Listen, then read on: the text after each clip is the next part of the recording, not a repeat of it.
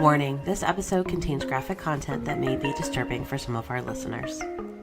Welcome back. Glad you found us. This is Off the Record, an FBI agent's perspective. I'm Clark Donnelly, along with Jessica Hemlegarn and retired FBI Special Agent Harry Trombitas. And this is part two of a two-part case we've been discussing where someone is stalking hunters and fishermen in the rural areas of the Midwest, killing them with a rifle. When we left off on part one, we had profile, we had some very scant evidence and some clues to work with, but no suspect. But Harry, all of a sudden, all that profile going to the media, talking about this case, produced something that was basically a breakthrough for you, wasn't it? Oh, absolutely. Again, this is the magic of the media and why law enforcement needs to embrace it and use it to our advantage. And this is a perfect example of we had, as I indicated in part one, reached out to the media, gave them the profile. We normally don't release a profile, but we thought that additional information about somebody's personality and their habits might ring a bell with somebody who was thinking that maybe they should call in the line for the task force and provide a name. And this is exactly what happened. We had an individual give us a call on August 26th of 1992 by the name of Richard Fry. And he contacted us and he said, I know an individual by the name of Tom Dillon. He's a friend of mine. I don't know for sure that he has anything to do with these cases and that, but I looked at the profile that you guys released. He seems to fit the profile. I know that Tom travels around throughout the area, the southeastern Ohio area, quite a bit on the weekends. He's an avid hunter. I know that he shoots animals. I've been with him when he shot dogs and cats, and I know that he's also shot cows and horses with a bow and arrow. He's kind of a strange bird. And he said, we were out one time and Tom was telling me that, hey, do you ever notice that there are people by themselves out in these counties? And, if somebody wanted to shoot them and that, there wouldn't be anybody around, nobody to tell, no witnesses or anything like that. And he said to Richard, he said, do you think I could ever kill anyone? And Like if I'm with a friend that happens, it's like sirens, alarm bells going off in my head. Richard just looked at him funny and said, of course not, but all these things are adding up. I mean, the animal killings, the fact that he has this free time to drive around, that he's out there. He seems to follow the cases with interest because he's always talking about them. And he said, I don't know for sure that he's involved, but I wanted to bring Dillon to your attention. And we started taking a look at Mr. Dillon, and we found out that he was a white male, 41 years old at the time that the tip was called in. He had graduated from high school, received a journalism degree from the Ohio State University. I'm looking at you, Clark. Some similarities. He's very intelligent, really knows a lot of information. He lives in Stark County, which isn't too far from where these crimes occurred. He's married, has a son. He works at the Canton Water Works Monday through Friday as an engineer. He has the weekends off. His wife is a nurse and works at Tipket Mercy Hospital in Akron as a nurse's aide.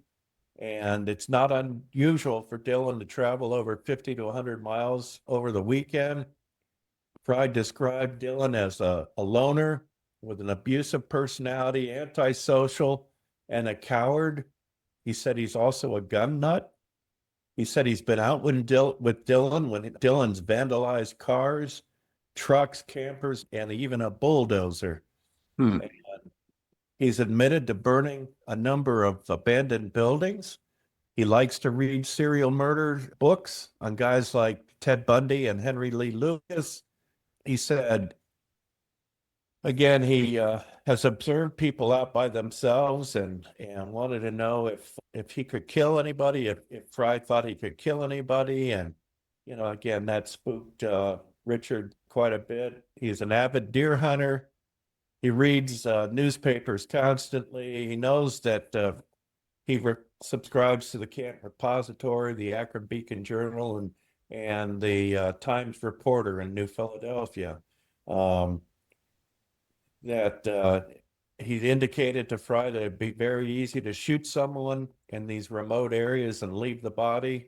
There'd be no obvious motive if you killed someone in one of these counties, and it would be difficult to link the cases because investigators typically are only concerned about the cases in their jurisdiction and not beyond that.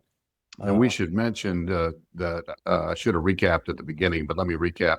Between 1989 and at this point, 1992, 5 men have been killed in 5 different counties in eastern Ohio while they were out hunting and fishing. And the FBI profile indicates that the suspects, since there is no link between the victims or any indication of a link between a suspect and the victims, as Thomas Lee Dillon has just told his friend, very difficult to investigate these crimes. So, Harry, now at this point, you have a profile and you have somebody who fits it pretty well. Yeah, we do. And Fry continued on that Dillon indicated his life was kind of deteriorating. He was having problems with his wife. He indicated he's been visiting some prostitutes. He takes his son out on some of these trips where he commits vandalism. And Dillon indicated to Fry that he shoots animals, all kinds of animals,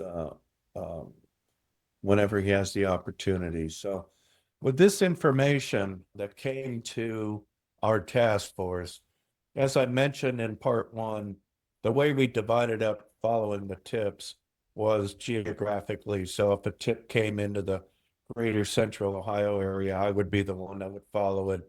And then we had investigators in their respective counties that would follow the tips that came in for their respective counties and that. And in this particular case, we had one of our investigators from Tuscarawas County Sheriff's Office, Walt Wilson, was working with us. And since Canton is very close to, Stark County is very close to Tuscarawas County, Walt was assigned this lead.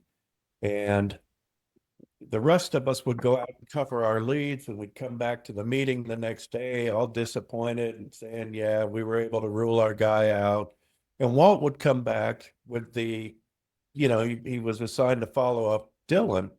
He'd come back the next day and he goes, I can't rule this guy out yet. And we're like, oh, okay. So the rest of us would go out and cover our leads for the next day, and Walt would continue investigation of Tom Dillon. And we'd all come back the next day, meet at the task force at the Coshocton County Sheriff's Office, and we'd all be downtrodden because, our guys, we could roll them out. Walt say, I talked to his supervisor at the Camp Waterworks.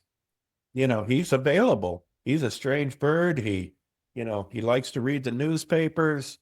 I checked his work record. He is off on the weekends.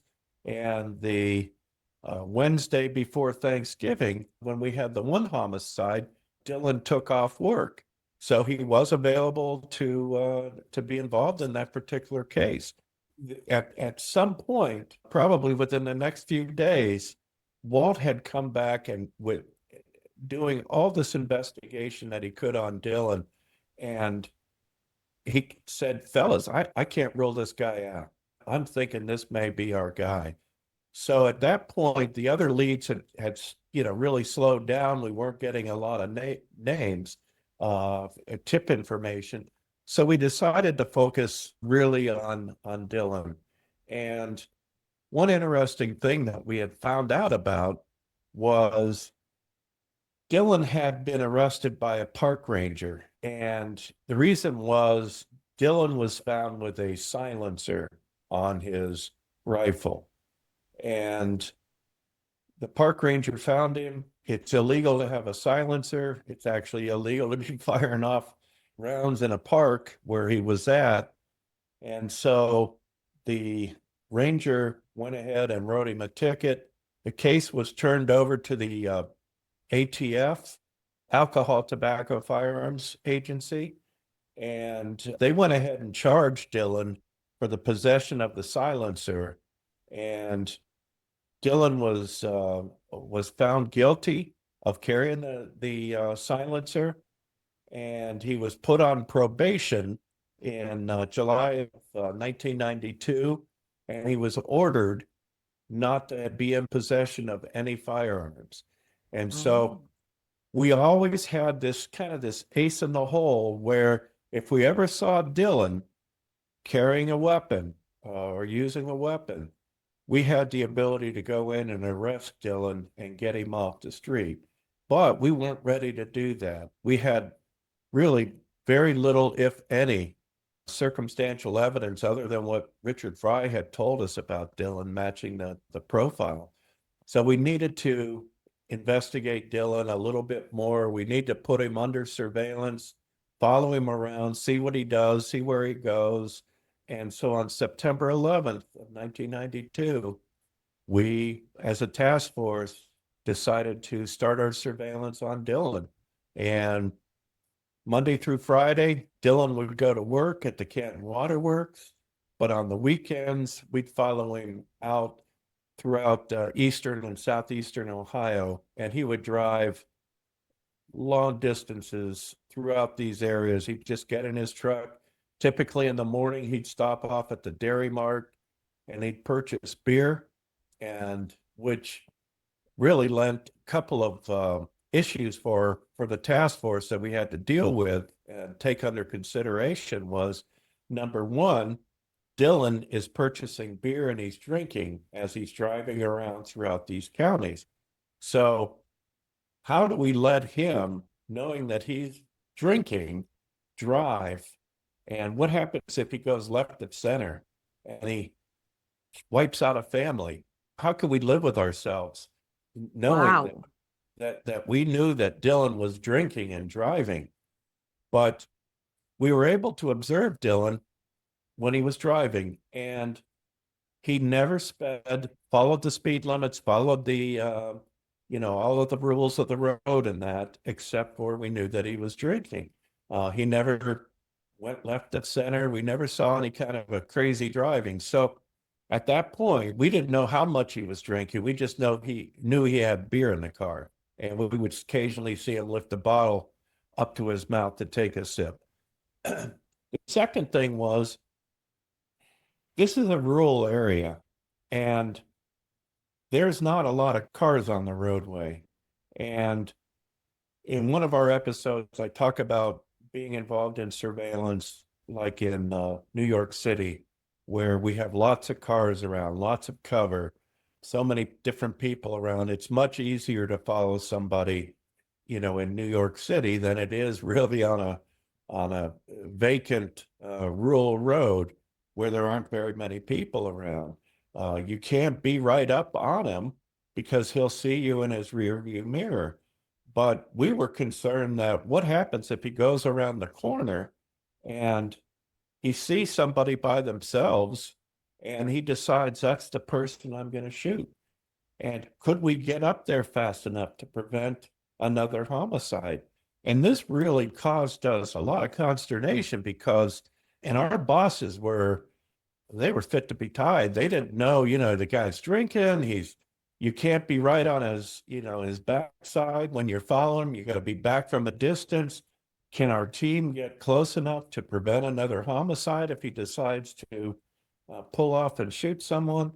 So it was. And he is very observant. You're dealing with a very observant man as well. So not only do you not have the cover, he is clearly aware of his surroundings. Yeah, he is. He's probably looking in the mirror a lot to see if anybody's following him. But, these are the things the issues that we had to deal with. And it led to a lot of tense moments while we're out there trying to follow him around. And we would try to get the airplane up, the FBI aircraft up as often as we could. But the problem is if it's cloudy, the airplane's up there, 3 to 5,000 feet, because you can't have a helicopter because a helicopter makes too much noise. But our aircraft would be up high enough that if there was low cloud cover, they wouldn't be able to see. And they weren't allowed to fly below a certain elevation in that. So it was not always possible to get the aircraft up. So a lot of times we were on our own. And we as a task force did our best to follow Dillon at a distance, but quite honestly, it was a lot of hairy moments, if you want to indicate that, and A lot of moral dilemmas, a lot of them. a lot. And this again, our bosses were, understood our situation. They wanted us to be able to continue on Dillon so we could gather some more intelligence, potentially pick up on some evidence that we didn't have, but they also had the way, the issues with the drinking and whether or not we could react fast enough to prevent somebody else from being killed. And I remember just how tense it was. And I remember one incident where Dana and I were in the same car. We happened to have the aircraft up that day. And so because we had the aircraft, we were able to fall back and be out of Dillon's eyesight. But of course, we were ready to move up if we needed to. But for the time being, we were able to stay back.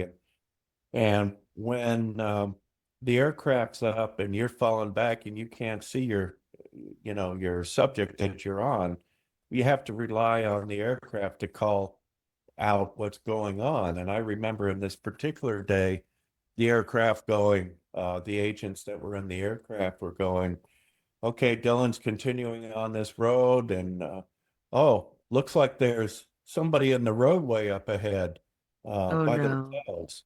And they said as they zeroed in on who it was, they said it's a female and she's jogging on the road. She's all by herself. And here comes Dillon. He's coming up behind her. And we're like, we're at DEFCON 10 at this point. Oh my goodness. And we're like, I'm yelling at the plane. I said, let us know if he slows down or gives any indication he's stopping, because we'll need to move up. And, the plane's going, okay, he's now about 100 yards behind her. He's coming up and he's slowing down. No. And so Dana and I are in the car together and we're going, oh shit, here we go. And so I had lights and siren in my car, and I literally had my finger on my siren and ready to, turn it on if there's any indication Dillon is going to slow down or try to shoot this particular lady as she's jogging. And the plane's going, okay, he's real close to her now. He's going by her slowly, and I'm yelling, let me know if he stops. I mean, do we need to move in? And they're going, oh, he's continuing past her very slowly. Ooh. And he's down to the next corner and he's turning right. And Dana and I looked at each other and we're like, thank God he didn't try to shoot this woman. And she continues to jog towards the corner again. She's a little ways back. Dana and I come up to the stop sign, or we actually pass the jogger. And once Dillon has turned right and is down a considerable way, down the road considerable way, we make our right-hand turn. And the plane says, okay, Dillon's making another right-hand turn. And No.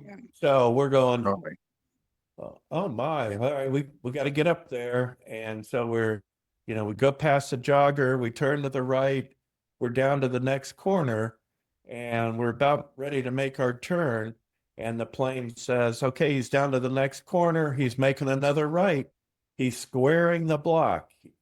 And we're like, holy shit, we've got to get up there. So we make the right-hand turn. I remember I'm speeding towards the next turn, and the plane goes, okay, he's coming up on the jogger again. Oh my And, goodness. yeah, I'm like, Dane and I were ready. We had our guns out, basically. We had my finger on the siren. We're ready to move in. And the plane says, okay, he's coming up on the jogger again. And he's slowly going by the jogger. And he continues on down to the corner. And at that point, the jogger is there at the corner. And she turns left. And Dillon sits there at the stop sign. And kind of, I could see him like watching her and trying to make a decision. Do I want to go after this person or not? She's, the plane saying, okay, the jogger's continuing to the left. She's going away from the corner. And then, all right, Dillon's moving. He's now turning right. So he was moving away from the jogger. And, I was, Dana and I were just. Somebody who doesn't realize how close they came. Yeah, we didn't know what was going to happen. I mean, it was terror. And know that you had that kind of responsibility, that this guy may try to kill somebody while you're watching him. That was kind of hard to work with, but I'm on the edge of my seat. My headphone fell out, and I just held my breath for like the whole duration of that conversation. Yeah. This is why I don't exercise. I'm not in all reality, that's not true, but like, oh my goodness. Well, I think Dane and I had to go change our underwear. So that's horrifying. And then if you like go to get him, obviously you would do that if you went after the jogger, then you've kind of lost your ability for the other cases too. So you obviously would never put someone in harm's way, but you also know what's at stake if he does try to go after this jogger. Yeah. It was frightening. And, it was something I'll never forget. I remember it to this day like it was yesterday. So that was what it was like to be on surveillance with this guy, driving hundreds of miles. One time we took him down to Belmont County, and he went inside the Times-Leader newspaper. Remember from part one, that's where Dillon wrote the letter to the Times-Leader from the murderer. Yeah. That he was the murderer of Jamie Paxton. So here's another circumstantial piece of evidence. We've got him going down to the Times-Leader newspaper office, and he runs inside the office, comes out with the paper, and takes off. I went inside the office after he left, and the other guys stayed with him on surveillance. And I talked to the office manager, and I said, that guy that was just in here, do you know who he is? And they said, oh yeah, that's Tom Dillon. He's a subscriber to the newspaper, or he has subscribed to the newspaper in the past, and he just wanted to have at the weekend edition of this most recent issue. And so we knew that he, had an interest in the Belmont County area, the newspaper, that Mrs. Paxton had written her letters to the killer, and that the killer had responded. So that was certainly an interesting piece of circumstantial evidence that we had. One day in November 7th of 92, we followed Dillon all the way up to Cleveland, and he went to the IX Center, and they happened to have a gun show on at the time. And this was huge for us because Dillon he had a red pickup truck, which was the vehicle that he drove all the time. Had this red pickup truck, and he parked it in the lot at the IX Center. And we had somebody go inside and follow him inside the IX Center. And they actually saw him purchase a handgun while he was in there. And that was key for us because now we knew that he was in violation of his probation. And at that point, we had the ability to literally arrest him at any point. So we had the ability to take him off the street. But of course, we didn't want to do it right then until we had more circumstantial evidence or whatever. So, but we had that ace in the hole, that we could use if we ever felt that we needed to stop him and get him off the street. So we followed him around for a couple more weeks. We now know that he's got a handgun with him. Who knows if he has other weapons as well that he might have in his vehicle. And he continues driving throughout the southeastern part of the state. We're continuing to try to follow him the best we can, but we're getting to the point where we're not picking up any other information, any other evidence of any kind, circumstantial or direct. And the pressure is just too much for our bosses. They're like, you know what, we've been on this guy as long as we can. We've got to put an end to this. And, we've got to get him off the street before he kills somebody. And so let's start talking about arresting Dillon. And so I remember working with the profiling unit and telling them, agents Eder and Ankrum and Analyst Bell, that we were coming up to a point where we had to start talking about the arrest of Dillon. And they said, well, let's put our heads together and let's talk about how to best handle this situation to put you guys in the best position to have a successful interview with Dillon. And so we talked about Dillon was the kind of person that clearly was fascinated by the case. He would follow the accounts in the different newspapers and that. He would talk about, the cases to Richard Fry. So we knew that he had this incredible interest in the cases. So what we came up with was, let's try to get Dillon to go with us someplace where we could overwhelm him with the information that we had and let him see how much, because we had taken surveillance pictures of him out and about. I remember one time we followed Dillon through a wooded area, and he stopped his car and he got out of he stopped his red pickup truck, and he got out, and there was a car on the other side of the road that had a for sale sign in it. And Dillon walked over to the car, and there was a big rock on the ground next to the car. And he picks up the rock and he throws it through the windshield of this vehicle. And just random vandalism. Yet just the plane is calling it out. He's throwing an object at the car.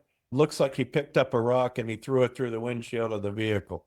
And then we would see him shooting at meters, water meters and things like that. Where Dillon would drive, we'd see dead animals and things along the roadway. And I mean, he was a one-man crime wave and a juvenile delinquent. And he's a 41-year-old man doing this stuff. We decided that we'd go ahead and try to arrest him and then try to interview him.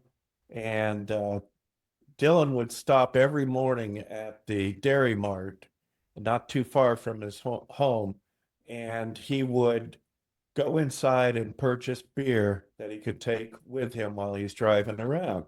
And just so happened there was an architectural building across the street from the Dairy Mart.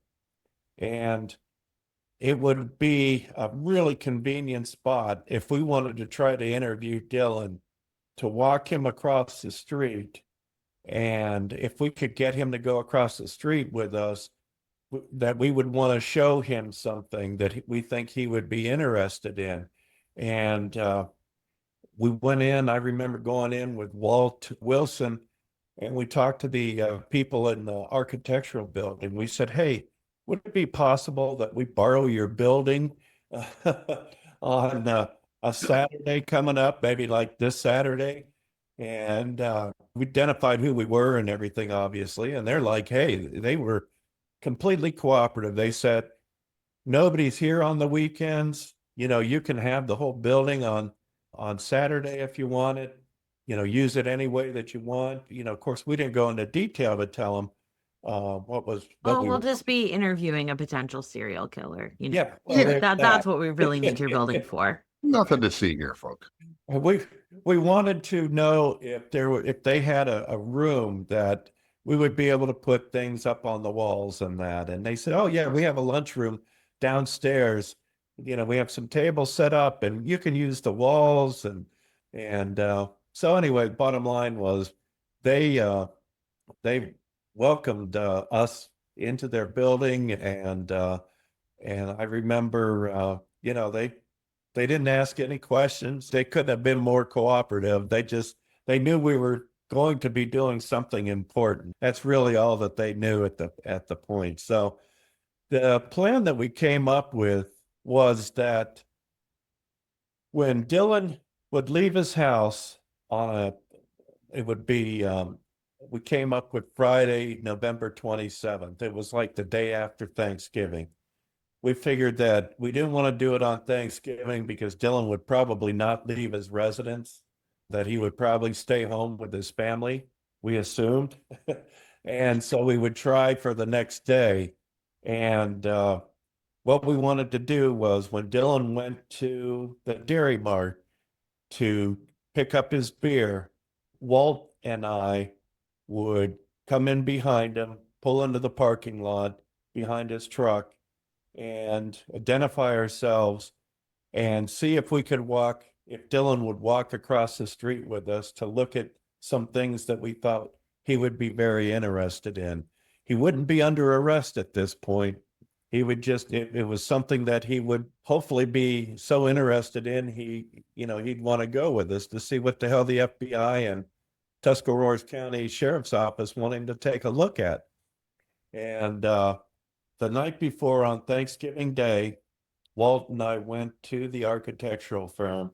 They had given us the keys. We made entry into the building. We had a couple of boxes of material, maps, crime scene photos, surveillance photos. We had all these things in our boxes, and Walt and I set up the room. We put the maps and the crime scene photos, laid things out on the table. Again, following the instructions of the profiling unit, that they believed that if we could get Dillon to come into that room and look at all the things we had on the cases, he would be overwhelmed with how much we knew. And he would be so fascinated that it would put him in the best frame of mind for us to interview him at that point and potentially get, a confession. So Thanksgiving Day, we set up the building. We got all the pictures up. Friday, the next day, the 27th, is Takedown Day. What we had was a team of investigators, detectives, that as soon as Dillon would leave the home, they would go ahead and hit his home with a search warrant, and they would look for any evidence of the crimes there, maps, any diaries. They'd interview his wife and see what evidence that they could come up with. Dillon would drive to the Dairy Mart, and we would approach him and go from there. So everything was set. It was about 6 o'clock in the morning. We're out, all set up. The team's by the residence, Dillon's residence. Walt and I are by the Dairy Mart. We had also had contacted Joe Bisbee, who was with ATF, and he and his partner would sit in an adjoining parking lot. And if Dillon told us to pound sand, he wasn't going to go with us to talk with us. We'd give a signal to Joe and his partner to come in and make the arrest on Dillon, because technically it was their warrant that they had on him. So Friday morning comes, we're there at 6 o'clock in the morning. About 7 o'clock in the morning, I get voice over the radio going, okay, fellas, Dillon's out of his house. He's walking to his red pickup truck. He's getting inside. The team that's going to do the search is all set up. Walt and I are ready to go. We're kind of out of the parking lot of the Dairy Mart, waiting for Dillon. Okay, he's backing out of the drive. He's now heading down towards the Dairy Mart. But there's a little period of time before we see him. But as usual, he would follow a particular route to the Dairy Mart, and that's exactly what he did this time.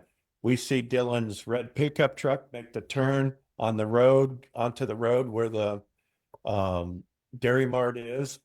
We see Dillon coming down the road, pulls into the Dairy Mart, gets out, goes inside the Dairy Mart.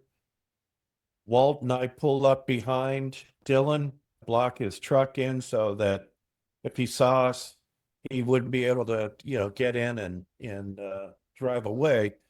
Walt and I were ready. I remember I had my credentials out, and Walt had his badge and his ID out, and Dillon starts to come out of the store, walking towards his pickup truck. Walt and I get out, and I remember walking up to Dillon, and I said, Mr. Dillon, my name's Harry Trombitas. I'm with the FBI. This is my partner, Walt Wilson. He's with the Tuscarawas County Sheriff's Office. We'd like to talk to you for a minute.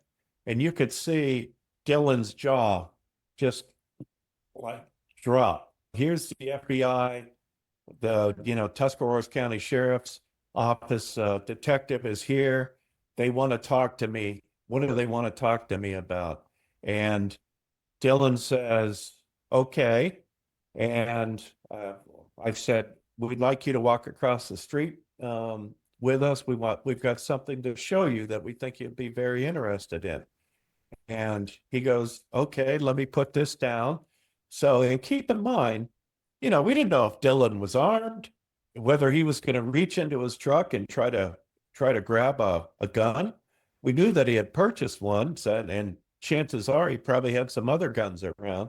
So very carefully, we let him put his package of beer down, and then he started walking with us. And I'm thinking Just to myself, okay. Okay. I'm thinking to myself, there's no way in hell this is going to work. But here it is. Here we are. He's going with us. And I couldn't believe it, but kept walking with Mr. Dillon until we got to the edge of the roadway. And I said, it's just across the street here in this building. And he goes, yeah, he says, I better call my attorney. And so he decided that he needed to call his attorney. And so I gave the signal to the ATF to come in, and Joe and his partner drove into the parking lot, and they placed Dillon under arrest, and they took him to the Stark County Jail, where he was going to await his initial appearance with the magistrate in Cleveland for his violation of his probation.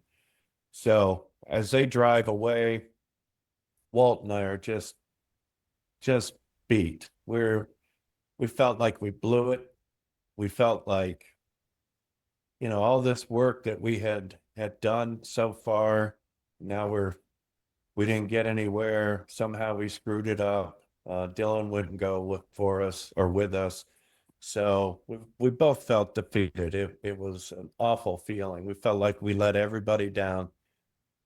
So Walt and I go into the architectural building, and we start taking everything off the walls and putting them in art boxes and that. And once we had everything off, we locked up the building, and our bosses were down at a coffee shop not too far from where we were.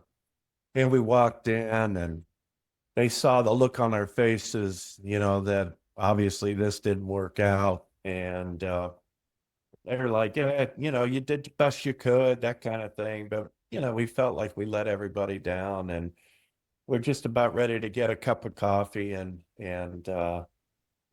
Walt gets a call on his phone, and it's Stark County Jail's calling him, and they said, "Hey, Dillon's here. He wants to talk to you guys."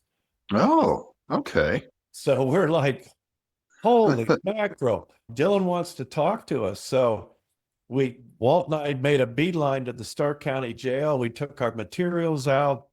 We went in, through the security area, and we took our box in to an interview room, and there was just 2 chairs and a table in this interview room. And of course, one of the chairs would be for Dillon, the other one would be for one of us, Walter, I. And we asked the guard to bring another chair for us so that we could have 3 chairs. And then they brought in Dillon. And Dillon comes in, sits down, and he's got a little bit of an attitude, wondering what this is all about and all of that. And Walt and I start interviewing him, and we talk about, the things that we knew about him, knew how he followed the cases that, of interest, and went on through, all the things that we knew about Tom, and how we had talked to his boss at the Canton Water Works. We knew that he was off. We knew that he liked to travel through these areas, that he had owned different types of guns. He shot and killed animals. And I would take out these pictures, the things that we had put up on the walls at the architectural building, and I would put them down in front of Dillon. And Dillon was just fascinated by every picture that I put in front of him. The surveillance pictures, the maps, the crime scene photos that we showed him of some of the victims. And just like our profiling unit said, that he would be so mesmerized by all this. And we're asking him questions, trying to prod him along here. And he indicates that, he didn't have anything to do with it. And we start talking to him about, we know that he has a drinking problem, and we think that when he's sober, he would never do anything like this. He's a married man. He's got a son. He's got a respectable job at the Canton Water Works. But when he starts drinking, he becomes a different person. And he's kind of agreeing with that. And I'm working on him. I'm talking to him. Walt's doing the same thing. And we're saying it would be so wonderful to be able to walk out of this room today with you taking, acceptance of responsibility and cooperation with us, and putting something on your side of the ledger, on these cases. And he's, he's kind of resistant. He's kind of agreeing, but he's not saying anything. I'm putting more pressure on him. And finally, I get him to a point where I think he's going to break, that he's going to say something. And all of a sudden, he kind of collects himself, takes a deep breath, and he says, "It would serve no purpose at this time for me to say anything." And as soon as he said that, it reminded me of the letter that he had written to the Times Leader newspaper, so that the Paxton family could read it. It would serve no purpose at this time for me to say anything. And that language there, absolutely, up until that moment, I wasn't 100% sure he had written a letter, but I became a believer at that point. There was no question that he was the author of that letter. And it's interesting. You, as an investigator, you have all this knowledge about, this has got to be our guy on that. But until something happens that 100% seals the deal, that this is your guy, usually that's through a confession. But in this particular case, it was that, it would serve no purpose at this time. The same verbiage in the letter that he wrote that convinced me that he was responsible. So you're convinced, But do you still have that gap between you knowing and being able to convince a jury that you've got to get enough together that you can take this guy to court, knowing what you know? Well, we knew that we had his arrest. We could get him off the street, so we didn't have to follow him around anymore. So we knew he wouldn't be out capability of shooting anybody. But you're right. We needed something else to put us over the edge that would allow us to charge Dillon with just one of the homicides would have been great. And so we went back to the media again, and we came up with a press release and had a press conference where we indicated, keep in mind, again, the media is all over this. They're so fascinated by everything, and they pick up on the fact that we now have a suspect. And so since they already knew that, they were actually indicating that Thomas Lee Dillon was a suspect, had been arrested for violating his probation, and for, having a silencer on his gun. And now the task force has been working on him.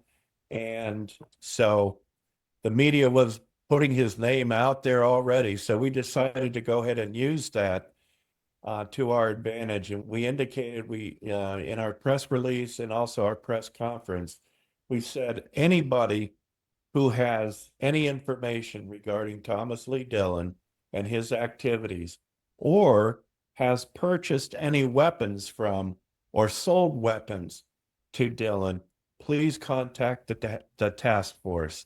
So the following week, we get a call from an individual on Friday evening, December 4th, 1992. We receive a call from a gentleman who indicated that he was at a gun show in Massillon, Ohio on Saturday, April 5th of 92, the same day as the Bradley homicide. And he purchased a 6.5 times 55 Swedish Mauser from Dillon. Now, I was concerned about the date because that was the date of the Bradley homicide. Bradley was killed in the morning. Would there have been enough time for Dillon to get to this gun show to sell this particular weapon? And we figured out the time. Bradley was killed in the morning. If Dillon drove right to the gun show, there would be enough time for him to meet with our citizen here to sell the gun. And so Dane and I drove to this citizen's house.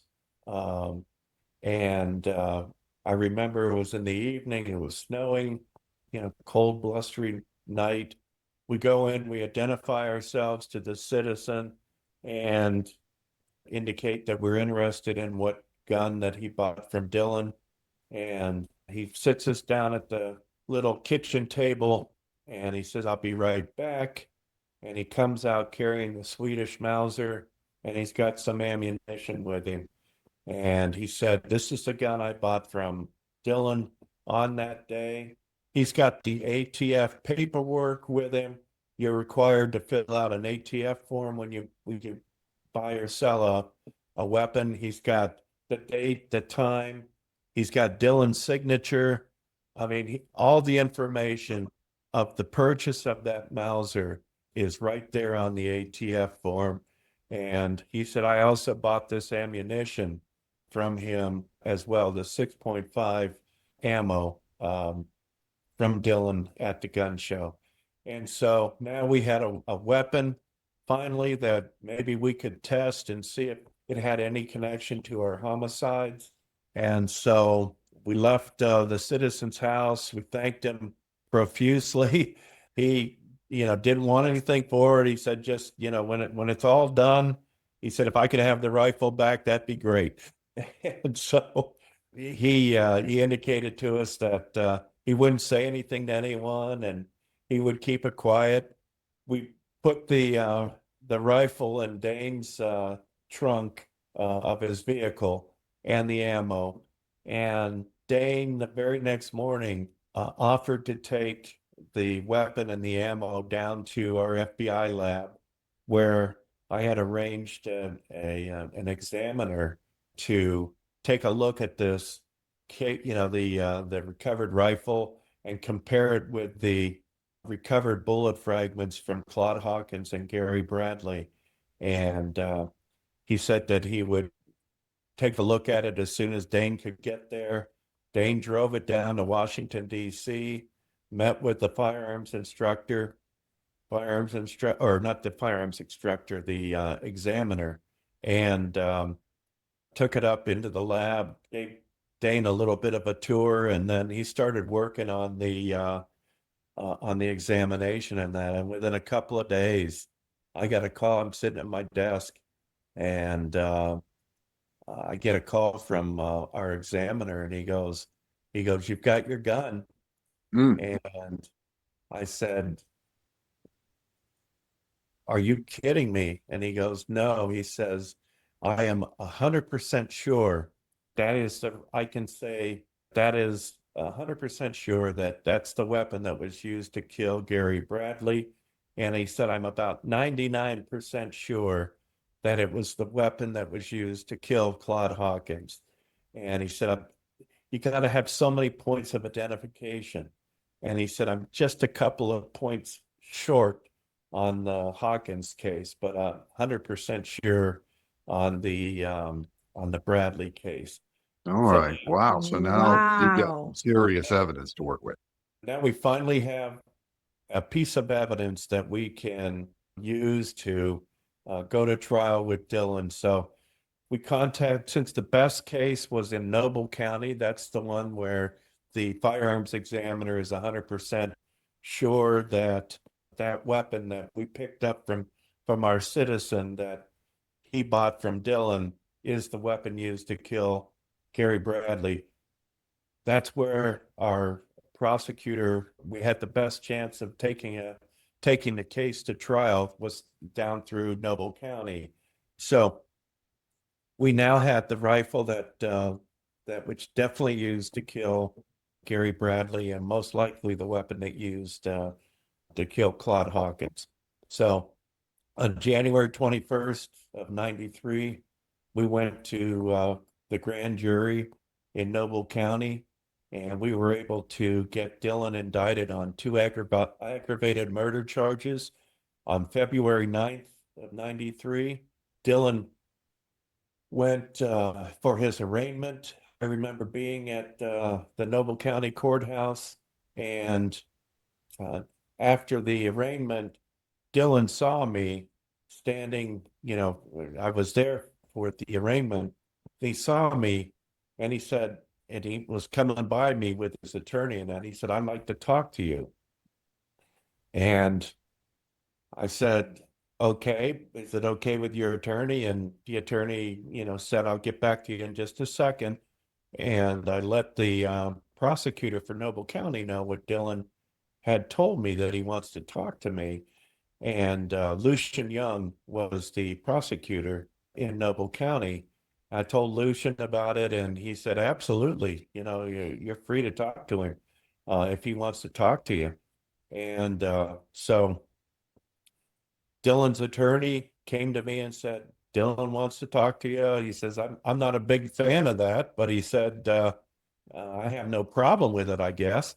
And so Dillon and I meet in a room, an office, and Dillon starts talking to me about his life and everything, and he doesn't make any admissions, but he's basically thanking me and Walt when we interviewed him at the county jail, the Stark County Jail. He said, "You guys treated me like a human. I appreciated the way that you talked to me. You guys talked to me about my drinking and how that affected my life." And he said, "You're absolutely right." And he said, "It's my hope that we can work something out here." And, I told him we were interested in resolving all of the cases, not just the 2 that we had evidence on him. And again, he wouldn't make any admissions at that point, but he wanted to thank me for treating him, with dignity and respect. And he planted the seed that maybe we'd be able to work something out. And over the course of the next few months, I would get calls in the FBI office from Dillon, and he would talk to me about how his life was out of control. And, he said things like, you know, I knew I made a mistake when I tried to sell that rifle. He said, if I would have just thrown it in the creek somewhere, he said, we wouldn't be here today. But he said, I screwed up, and, I did that. I probably talked to him at the FBI office 3-4 times at least. He'd call in. Each time that we talked, I reminded him that we had some pretty good evidence against him, but we wanted to solve all the cases. And he said he understood and he thought that was possible. And he told me, he said, I'm eligible for the death penalty. And he said, I can spend the rest of my life in prison. I can do that. He said, as long as I have access to reading materials and things, the library at the prison, he said, I would be able to survive in prison. But he said, I don't want to be on death row, because when you're on death row, you're so severely restricted. You only get an hour out of your cell a day. And he said, I wouldn't have access to the library or the reading materials or anything like that. He said, I couldn't stand that. And so basically he was indicating that, if we would drop the death penalty charge against him, that he would consider, telling us what we wanted to know about the other homicides and that. And so at that point, I let Lucian Young know what Dillon had said. Lucian and Dillon's attorney talked, and they were able to work out a deal that Dillon would take responsibility for all the cases, not just the Hawkins and Bradley case, but all 5 of the cases. And Oh, wow. in exchange for not, Lucian dropping the death penalty specifications. And on Friday, July 22nd, we met with Dillon and his attorney, and Dillon went through each of the homicide cases with us. We methodically, started from the first one and worked our way through all 5. And it was important that he provide enough information to us that we knew that he was the killer. There are people that, believe it or not, that try to take responsibility for things that they didn't do, either because they want to make a name for themselves, or, they fancy themselves as a serial killer. And in reality, they don't meet the definition, and so again, people make some crazy claims. And but in this case, Dillon remembered each and every case, and he was spot on with everything that he said during his confession on all of the cases. And in addition to the 5 homicides, he told us about an attempted homicide that he had years before. Wow. He was driving down to a residence. It was in the evening. He's driving back to his residence. And as he's driving along this road, he sees a house off on the right-hand side, and he can see somebody, what appeared to be a man, sitting in his living room watching TV. And he said, for some reason, I stopped my truck and I got out with my rifle. And he said, I aimed for the guy's head.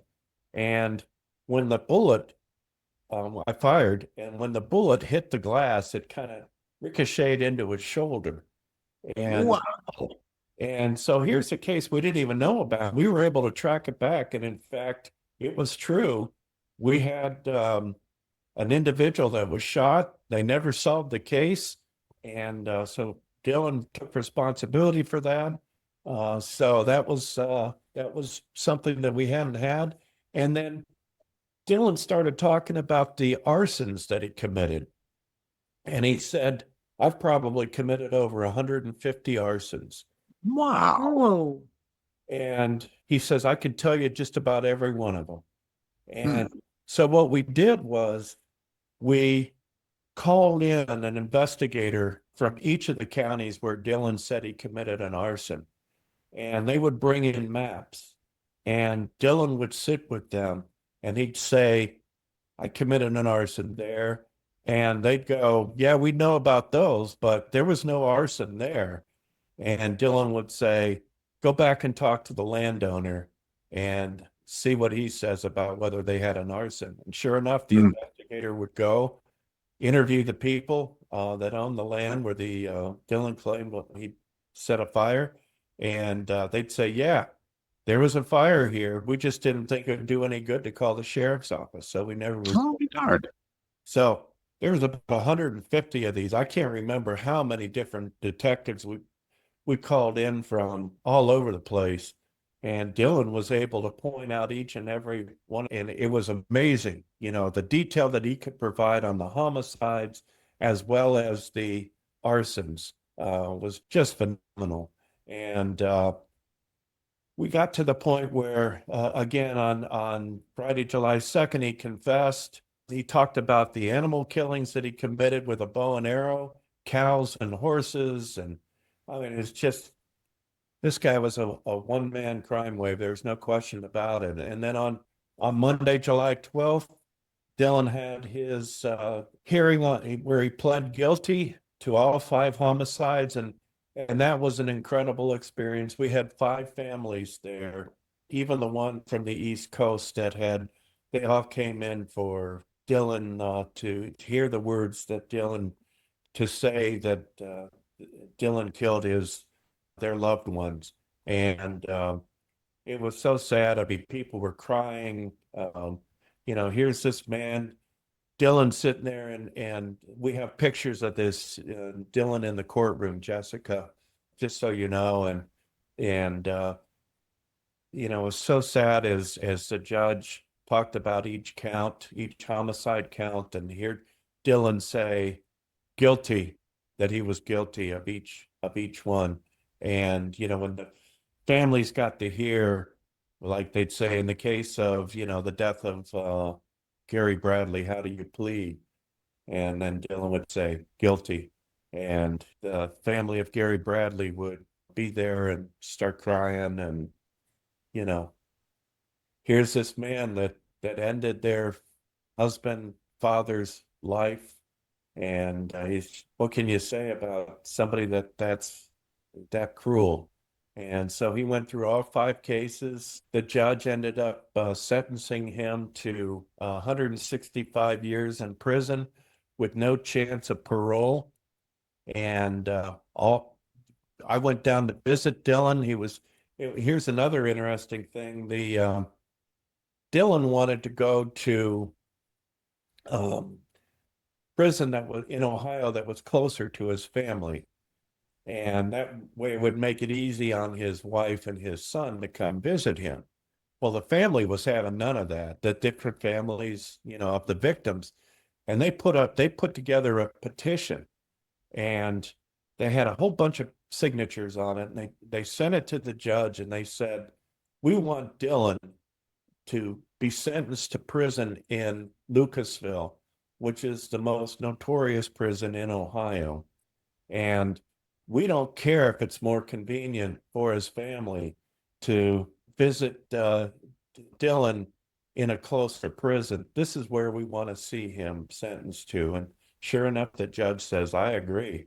And he sentenced Dillon to serve his time down in Lucasville.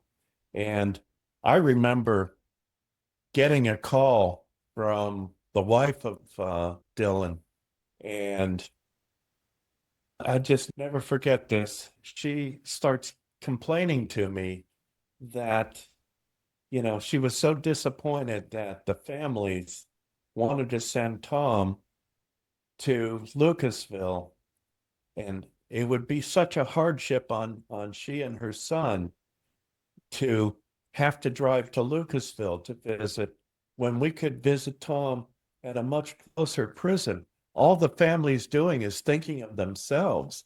And Oh, man. Wow. I'm listening to this woman. I'm going, do you realize your husband has killed 5 people? And you're upset because the families are only concerned about wanting Dillon to be down in Lucasville, and you're upset at them. Shouldn't you be upset at Tom for doing these things? And I think she got tired of hearing from me. She hung up the phone on me and that. So, but I mean, I'll never forget that she was just so put out that the families could only think of themselves and want Tommy down in Lucasville. Oh God, they were a well-matched pair. Then a couple of people who don't know the meaning of the word remorse or Yeah. responsibility. And then Just keep going back to his son. Like his son. I keep going back to his son. Like, I completely understand the families wanting him far away. And I just think about the son. And I'm like, he had no say in who his parents were or what they did and what kind of relationship. So sorry, I just went on a side tangent there. Yeah, well, no, and to go to school and all the kids know that your daddy is a serial killer. Yeah. That's, can you imagine the trauma and everything that Yeah. Dillon put his family through? I mean, and there was no indication that they had any idea that Tom was involved in any of this. And over the years, I would continue to get letters from Dillon, and every once in a while, I would go down to Lucasville to interview another inmate or maybe even to see Tom. And my goal was to always find out if maybe there were other cases that he committed, other homicides that we could clear up. And every time I went down to talk to him, he'd say, these are the only cases I've done. There are no more other cases out there. I told you everything I know. And so I felt pretty comfortable that he had accepted responsibility for all the cases. However, we had some unsolved homicides that there was one in Steuben, Indiana, which is fairly close to Ohio.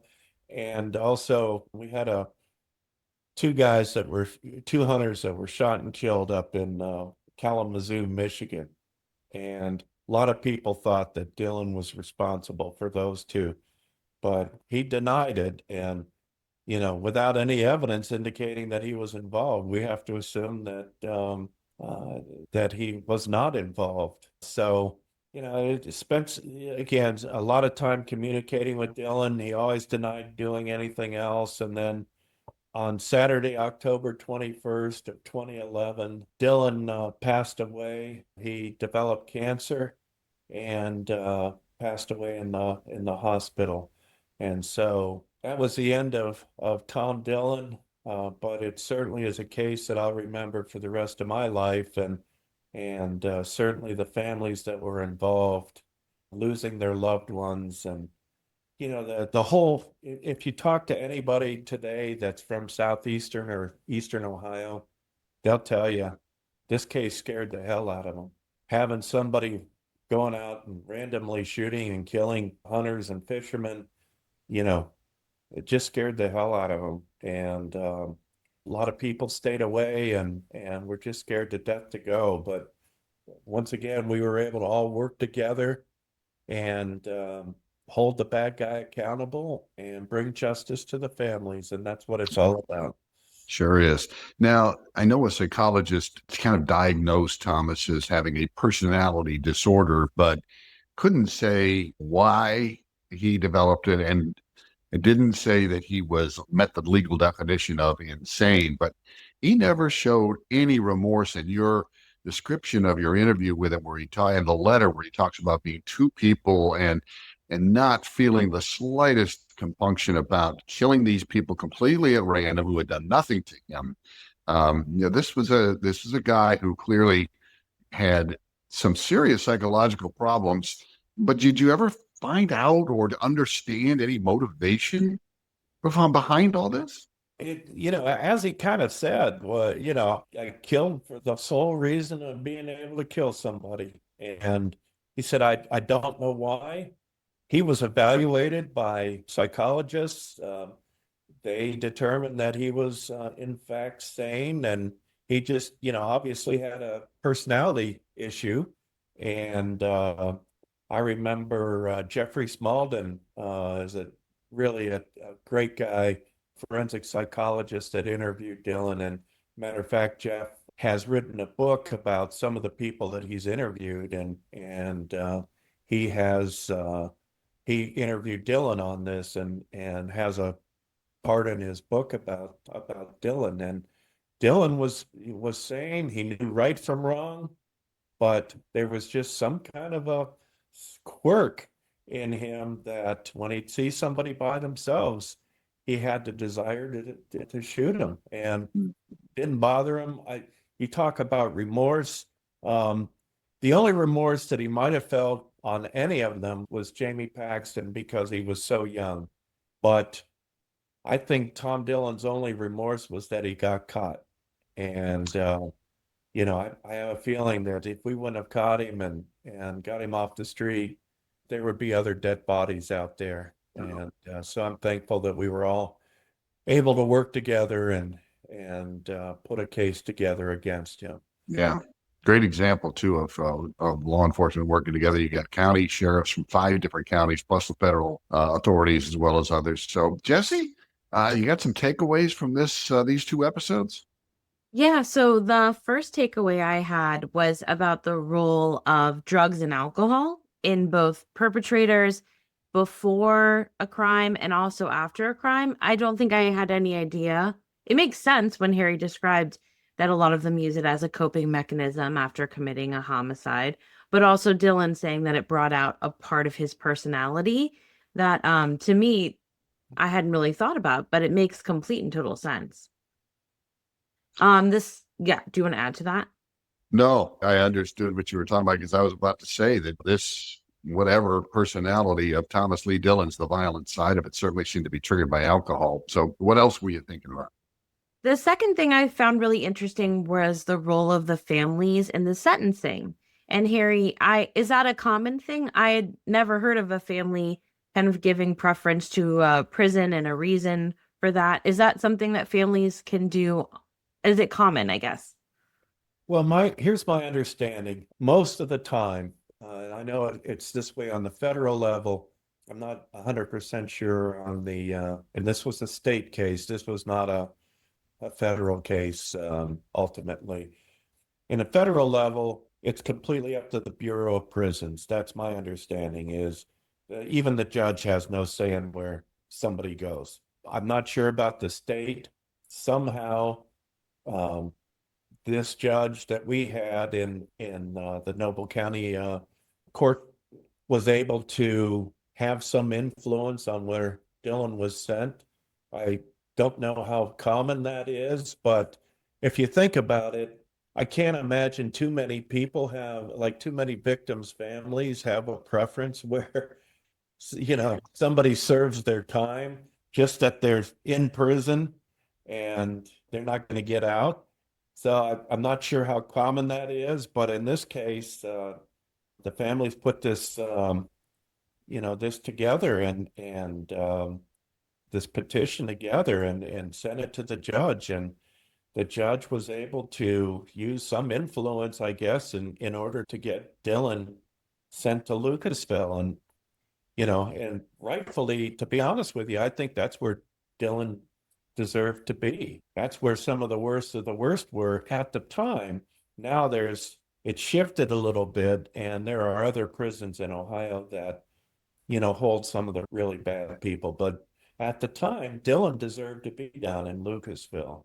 And at the time, it had been the scene of a deadly riot just weeks, really, before his sentencing. So I wouldn't be surprised if that played into the mindset of the victims' families as well as the judge. When you say that's where he belonged, that's the toughest, meanest, most violent prison in the state. So they felt that he belonged there.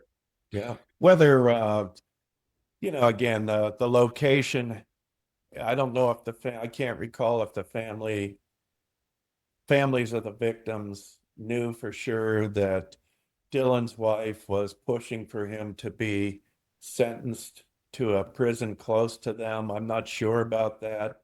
If they knew that and that infuriated them and decided that they wanted to go ahead and push for the Lucasville prison.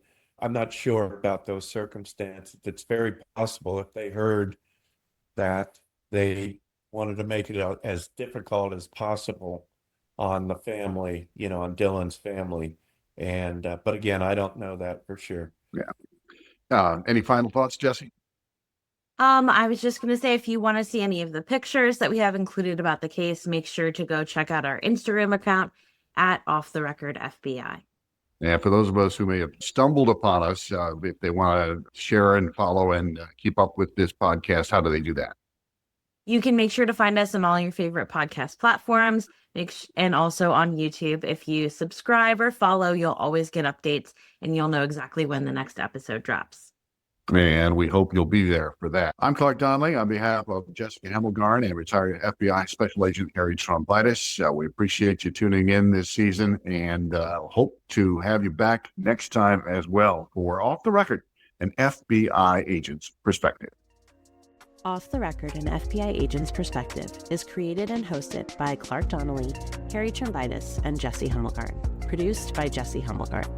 Stories in this podcast are inspired by Harry Trombitas' autobiography, Dark Places, about his time in the FBI. Music is called Cruise in the Back and is available on Storyblocks. You can find this podcast on all your favorite podcast platforms, YouTube, and on our website.